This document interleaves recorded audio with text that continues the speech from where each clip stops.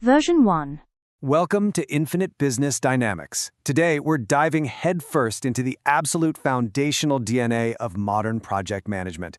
We're going to completely deconstruct the Agile Manifesto. We'll look at its origins, its purpose, and most importantly for us, its sheer undeniable power when it comes to the modern project management professional curriculum. Because look, if you're an aspirant gearing up to absolutely crush the 2026 PMP exam, understanding these concepts isn't just a nice to have, it is absolutely mandatory. We're going to cut right through the buzzwords, break down the actual history, and give you a foolproof mindset so you can navigate those incredibly tricky situational questions with zero sweat. So to really grasp why this is so critical, we got to look at the battlefield. The 2026 PMP exam landscape, it is fundamentally different than it used to be. Roughly 60% of your exam is going to test adaptive and hybrid scenarios. That means your old-school, predictive, traditional waterfall approaches, they only account for about 40% of the test now. The stakes are incredibly high here. So here's your very first critical exam takeaway. When you're staring down situational questions, prioritizing adaptability over rigid, heavily documented processes has got to be your default test-taking stance. You literally have to train your brain to think like an agile leader first. Okay, let's dive into this by hitting rewind for a second to see the exact problem Agile was born to solve. Back in the 1990s, the tech industry was in the middle of a massive crisis. Organizations were practically handcuffed to the heavyweight model. They were taking these rigid physical, civil engineering, and aerospace frameworks where you have to exhaustively plan every single detail up front before you build a thing, and forcing them onto software development, which is highly abstract and invisible. It was literally like trying to build a website using blueprints for a concrete bridge. I mean, locking down requirements works beautifully for physical structures, sure, but it was a totally catastrophic methodology for rapidly evolving digital spaces. By the time the software finally got delivered years later, the business requirements had completely changed. The software was essentially obsolete the very day it launched. And just to prove how devastating this really was, let's look at the numbers. The Standish Group put out the CHAOS Report in 1995, and the data was absolutely chilling. They found that for software projects, the industry norm was the CHAOS Report in 1995, 30% canceled entirely before completion, and 50% overruns in budget and schedule. Honestly, let that sink in. This brings us to a massive rule of thumb for your exam prep.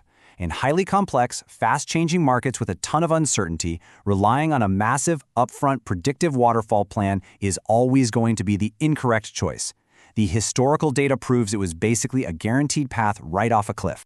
Clearly, the industry desperately needed a cure, but Agile wasn't just some overnight eureka moment. It was a deeply rooted historical evolution.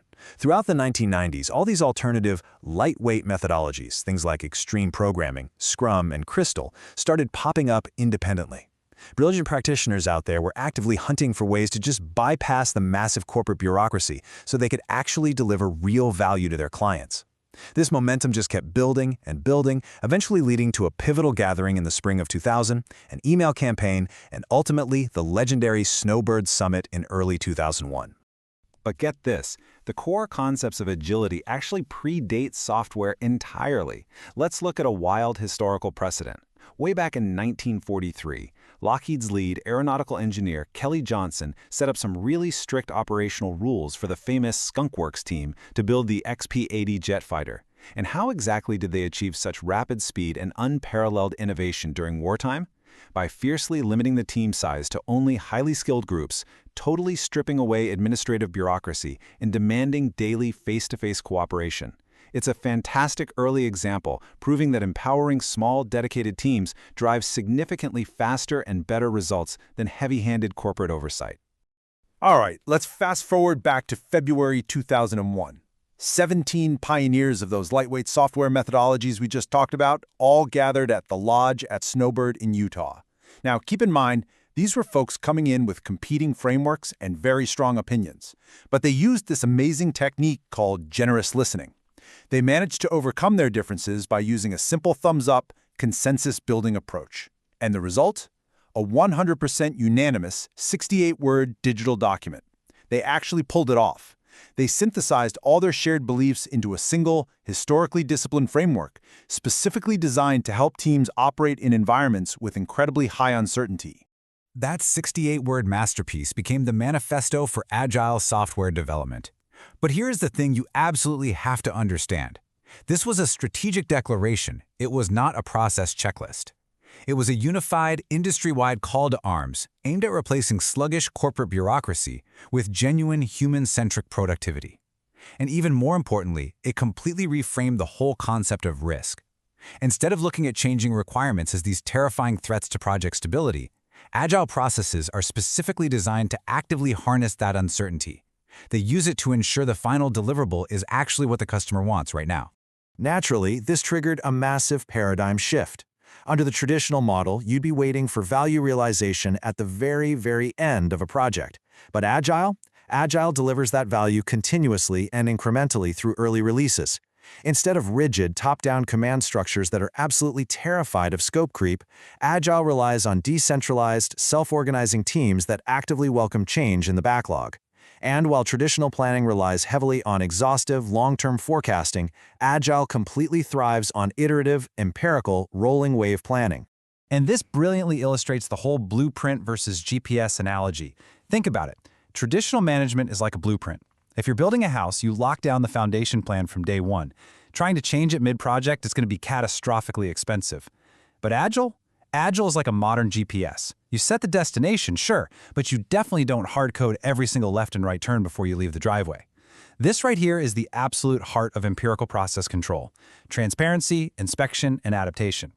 If your GPS spots traffic, a roadblock, or maybe just a changing market condition, it uses continuous feedback to inspect the environment and dynamically adapt the route to keep you moving forward.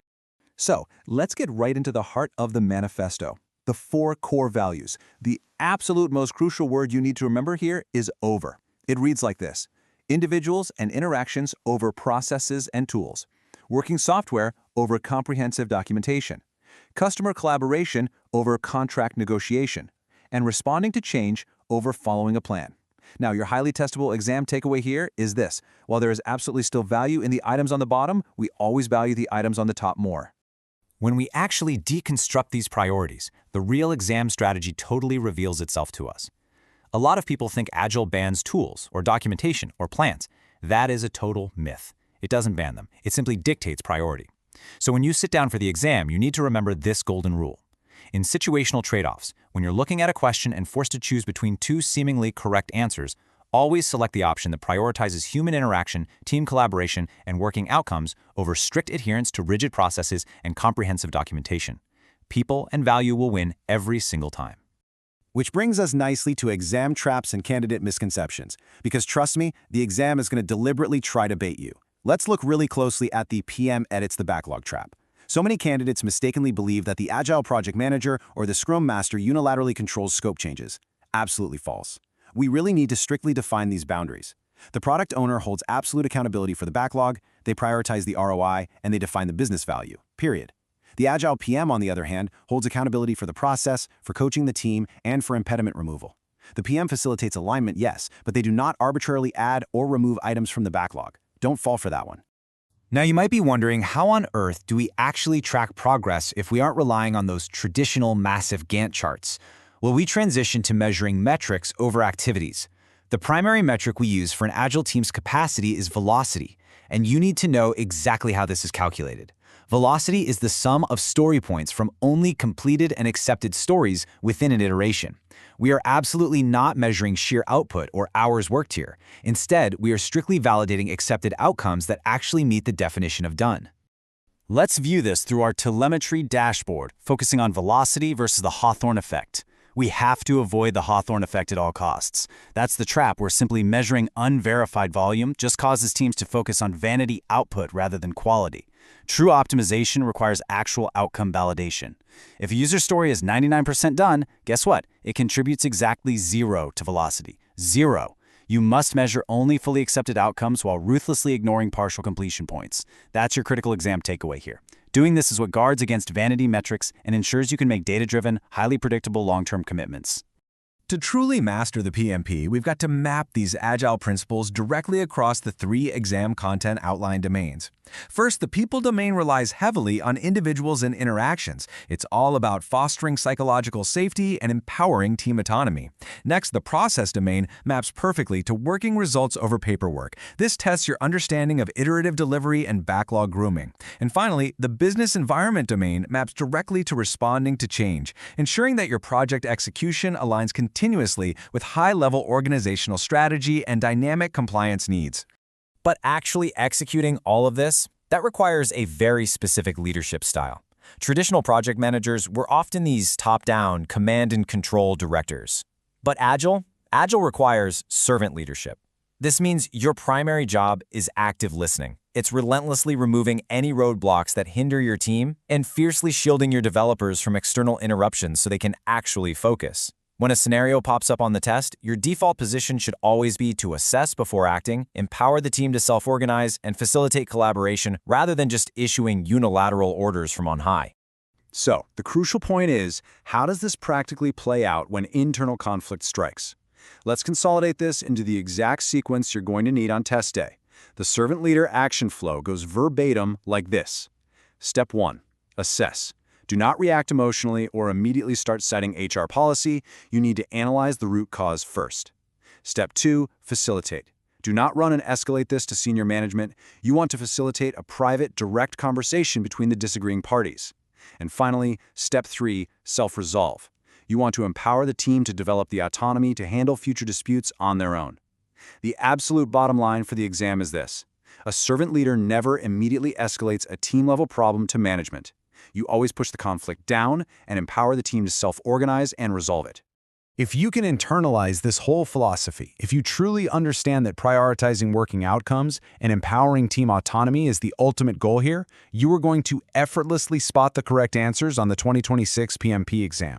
The Agile Manifesto isn't just some neat history lesson. It is the fundamental strategic lens through which you must view every single situational scenario. Master this DNA, and those tricky questions become second nature. But ask yourself this as you continue studying. Are you still trying to memorize rigid processes, or are you truly ready to lead through uncertainty? Thanks for joining us on this explainer. Make sure you hit subscribe and join the Infinite Business Dynamics PMP Masterclass series today to secure that certification. We'll see you in the next one.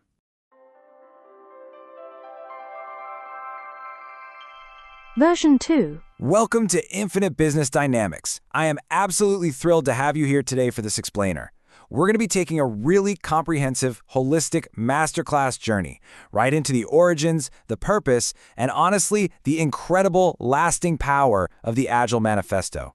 We're going to break down exactly how this really intimate gathering of frustrated software pioneers fundamentally rewrote the rules of modern project execution, and how they shifted the entire business world from these super rigid plans to dynamic, value-driven adaptability.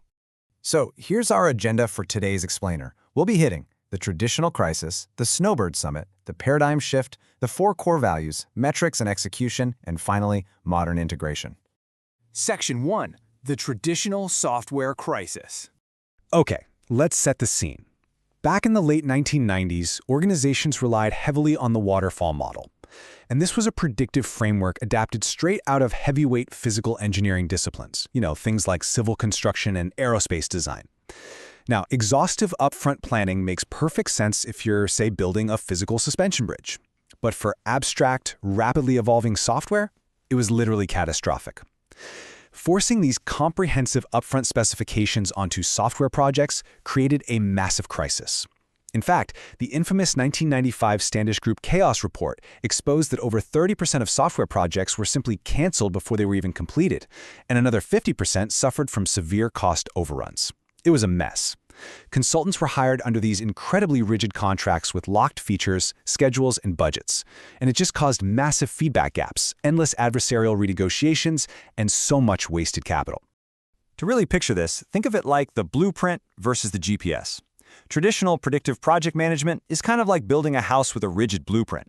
The foundation, the framing, the plumbing, it all has to follow precise, stable plans, right? And if you try to change that blueprint mid-construction, well, it's incredibly costly. Agile, on the other hand, is much more like navigating a bustling city with a GPS. You establish a final destination, which is your project vision, but you don't go and hard code every single left and right turn before you leave the driveway. If you hit traffic or a closed road, the system just dynamically recalculates the route.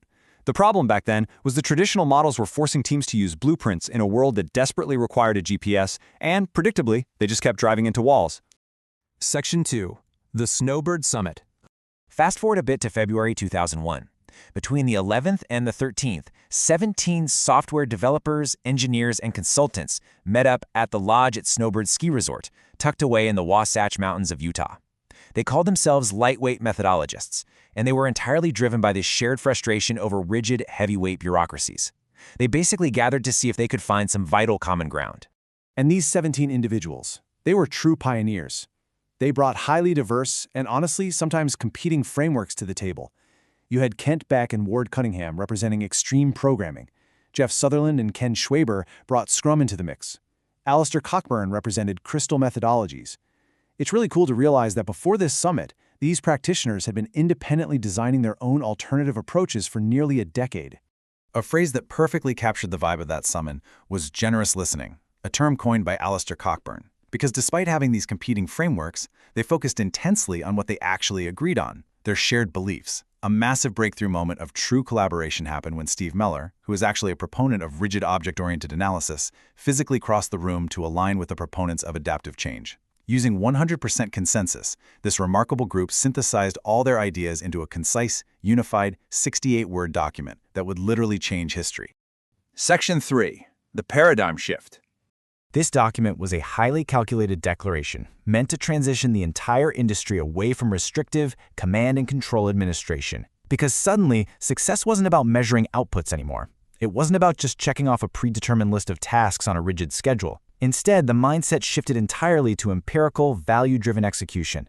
It was all about focusing on validating real, tangible outcomes for the customer. It acknowledged that, hey, requirements naturally evolve, and rather than fighting that change tooth and nail through formal change control boards, Agile actually harnesses it. To really wrap our heads around this shift, think about a cooking analogy. Traditional waterfall planning is like drafting a massive, comprehensive book of culinary recipes without ever tasting a single dish until the very end of the process. You risk a totally massive failure if the guests sit down and just don't like the flavor profile. The Agile way, well, that's like cooking one test dish, bringing it out, gathering immediate feedback from your guests, and then iteratively refining the flavor. You iterate, you deliver, and you continuously adapt to taste. It just makes sense, right? Section 4. The 4 core values. So, the whole Agile philosophy is anchored by 4 paired value statements. And as we look at these, I want you to notice the really critical over format. The authors made it very, very clear, while there is definitely still value in the items on the right side of the statement, the items on the left side must take absolute priority. Let's break them down one by one. First up, individuals and interactions over processes and tools. This value is a great reminder that human collaboration and self-organizing teams are the true engine of delivery. You can have the most sophisticated, rigid software tools in the entire world, but dynamic communication and team trust, that will always drive delivery speed and problem-solving so much more effectively. Second, working software over comprehensive documentation. Look, a brilliant, massive stack of technical specifications simply cannot substitute for an actual functional product. Agile teams prioritize delivering functional, working increments of value so they can validate their assumptions immediately. They use just enough lightweight documentation to record critical decisions, rather than slowing everything down to a crawl with heavy administrative overhead. Third, customer collaboration over contract negotiation. We all know contracts are necessary legal boundaries, but they absolutely do not guarantee customer satisfaction, not even close. Instead of getting bogged down in adversarial legal battles over locked features, true value is co-created. It requires transparent, daily partnerships, and a real sense of shared accountability between the developers and the business stakeholders. And fourth, responding to change over following a plan. Predictive mindsets view literally any variance from the baseline as a huge threat. Agile, however, leverages empirical evidence. It welcomes changing requirements, even late in the game, treating adaptability as a massive competitive advantage rather than viewing it as some sort of failure of planning. Section 5. Metrics and Execution. Now, you might be wondering, How do you make predictable, long-term commitments without those rigid, upfront blueprints? Well, Agile project managers track something called team velocity. The mathematical formula for velocity is pretty straightforward. It's the sum of the story points of completed and accepted stories divided by the iteration. But here is the vital takeaway. It relies entirely on completed, client-accepted deliverables. Partial progress points are strictly ignored. You do not get credit for work that is almost done. It's either done or it's not. And ignoring that partial progress is absolutely critical because it prevents something called the Hawthorne effect. This is a psychological phenomenon where the mere act of measuring high volumes of deliverables causes a team to focus solely on output, completely sacrificing quality in the process. If a team is delivering a huge volume of features but customer satisfaction is tanking, they're probably falling victim to this. The Agile mindset demands that we measure actual quality and verified outcomes, not just a high volume of unchecked boxes. So, what does day-to-day execution actually look like for an Agile project manager? First off, they act as a servant leader who always assesses and collaborates before making any reactive decisions. Second, they understand that value is totally dynamic and has to be co-created continuously. Third, they deeply respect that the product backlog priority belongs strictly to the product owner. The project manager facilitates for sure, but the product owner is the one who prioritizes. And finally, when conflicts inevitably arise, they don't just immediately escalate things to HR. They facilitate private internal resolution at the team level first, really encouraging that self-organization. Section 6. Modern integration. As Agile has grown over the years, and it's now adopted by over 95% of organizations globally, which is wild, two massive misconceptions have emerged that you really need to avoid. First is the no documentation trap. People misinterpret the manifesto, assuming it completely bans documentation, contracts, or planning. That's entirely false. Remember, the right-side items absolutely still hold value, they just aren't the ultimate priority. The second trap is the software-only fallacy. People tend to think Agile is strictly limited to IT departments. Incorrect. Modern project management applies Agile as a universal cultural mindset across HR, marketing, physical operations, and strategic business verticals all over the globe. As we wrap up, I really want to leave you with a provocative question to evaluate your own operations. Ask yourself, is your organization still desperately trying to build with a rigid blueprint, or are you navigating the uncertainty of the modern market with an adaptive GPS? Really think about how you measure your team's success today.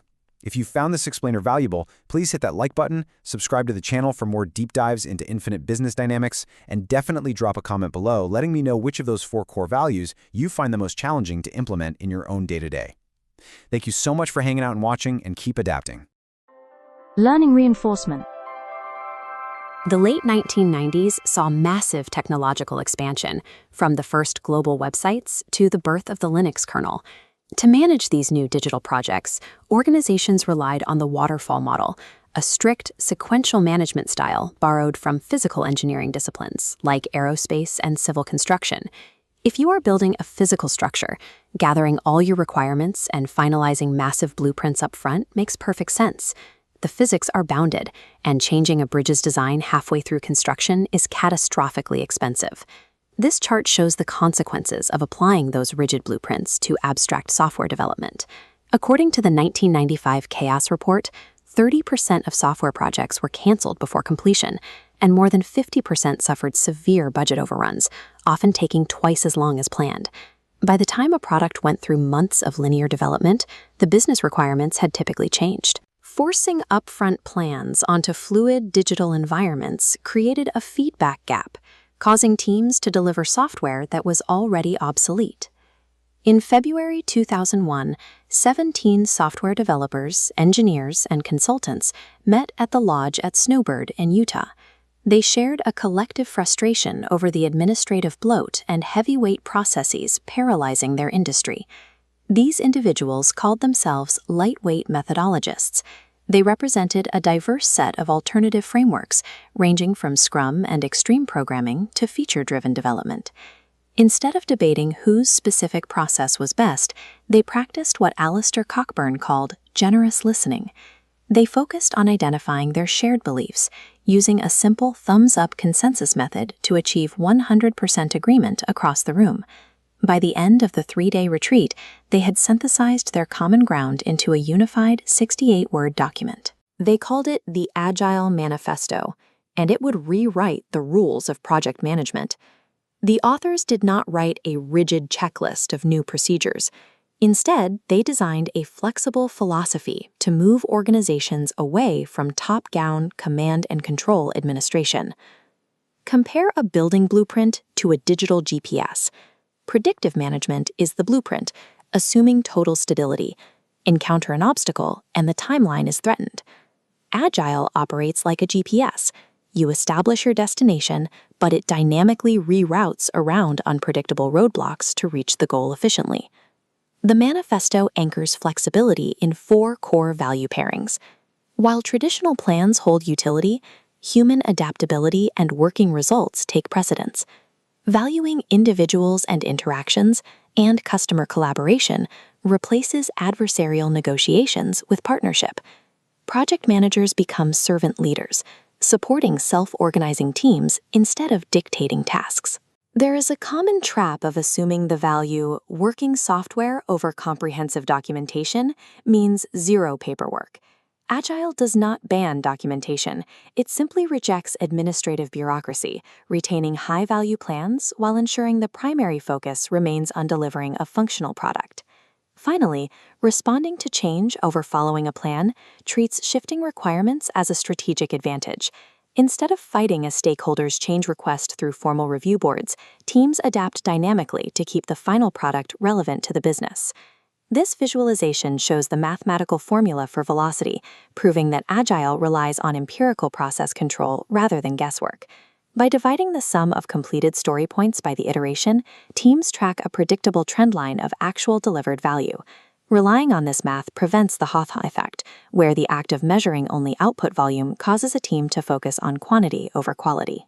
Velocity forces teams to measure only validated, high-quality outcomes. Because programmers authored it, many assume these rules only apply to IT departments.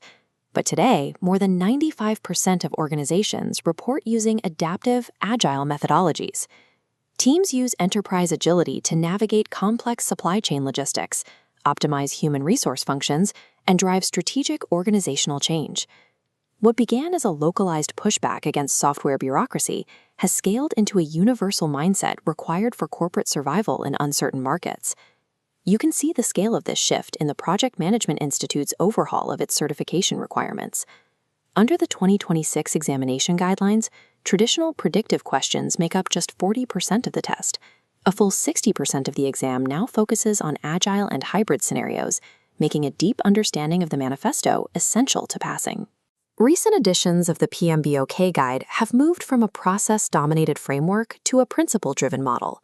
This change incorporates agile values like focusing on value and embracing adaptability directly into the core standard. In today's economy, success is not measured by executing a checklist on a schedule. As the Agile Manifesto established over 2 decades ago, true success is the continuous delivery of validated value to the customer.